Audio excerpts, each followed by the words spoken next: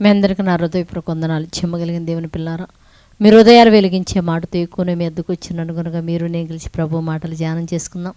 రాత్రి కాలం నుంచి మిమ్మల్ని, మీ కుటుంబాన్ని, మమ్మల్ని, సంఘానికి జ్ఞాపకం చేసుకొని మనందరికి మంచి ఆరోగ్యం ఆవిషణ దయచేసిన దేవుడికి, మన ప్రభు మన రక్షకుడు యేసుక్రీస్తు వారి నామములో మన తండ్రి అయిన దేవుడికి శిరస్సు వంచి వందనాలు స్తుతులు తెలియచేసుకుంటూ మన హృదయాలు వెలిగించే మాటలు ఈ దినం ఏమైతే నియమించాడో ఆ మాటలు మనం ధ్యానం చేసుకోగలిగితే ఒకసారి యెహోషువ గ్రంథము 24వ అధ్యాయము 15వ వచనంలో ఒక మాట రాయబడింది. దేవుని పిల్లరా, నేనును నా ఇంటి వారిని యెహోవాను సేవించదము. అంటే ఇక్కడ చూడగలిగితే దేవుని పిల్లరా, లోకములో ఎవరు ఏ మార్గంలో ఎలా వెళ్ళినా నాకు మాత్రం తెలియదు, కానీ నా మటుకు నా కుటుంబం మటుకు నేను ఒక హామీ ఇస్తున్నా, నేను నా ఇంటి వారును యెహోవానే సేవిస్తాము అని రాయబడి దేవుని పిల్ల. అంటే జీవమగలిగిన దేవుని మార్గంలో వెళ్ళటానికి ఎన్నో ఇరుకులు, ఇబ్బందులు, బాధలు వచ్చినా మేము ఆయననే సేవించి ఆ మార్గంలో వెళుతాము. కానీ మీరు వెళ్ళే మార్గంలో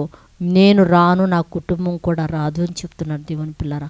నిజంగా మనము మన కుటుంబం కూడా జీవమగలిగిన యెహోవా దేవుని సేవిస్తూ ఆ మార్గంలో వెళ్ళే వారిగా మనల్ని తయారు చేయమని, అలాంటి బలం మనకు అనుగ్రహించమని మరి ప్రార్థన చేసుకుందాం. జీవమగలిగిన దేవుని పిల్లారా, జీవమగలిగిన దేవాన్ని కృపగలిగిన నామానికి వందనాలు తండ్రి.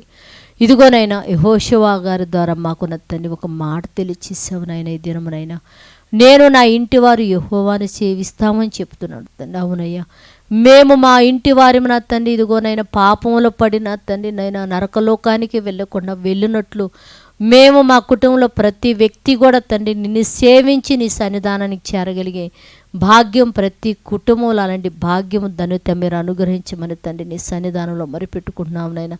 సహాయం చేయండి తండ్రి, కృపను అనుగ్రహించండి నైనా. మేము నెమ్మదిగా సుఖముగా నీ మార్గంలో నడవటానికి కృపను దయచేయమని అడుగుతూ తండ్రి, మమ్మల్ని పరిపాలన చేస్తున్న రాజకీయ నాయకులను జ్ఞాపకం చేసుకో తండ్రి. చక్కటి పరిపాలన దయచేయి తండ్రి. నేను పరిపాలన చేసేటట్టు చక్కగా తండ్రి వారికి మంచి మారుమనసు రక్షణ దయచేసి మీరు మహిమ పొందమని అడుగుతున్నాయినా.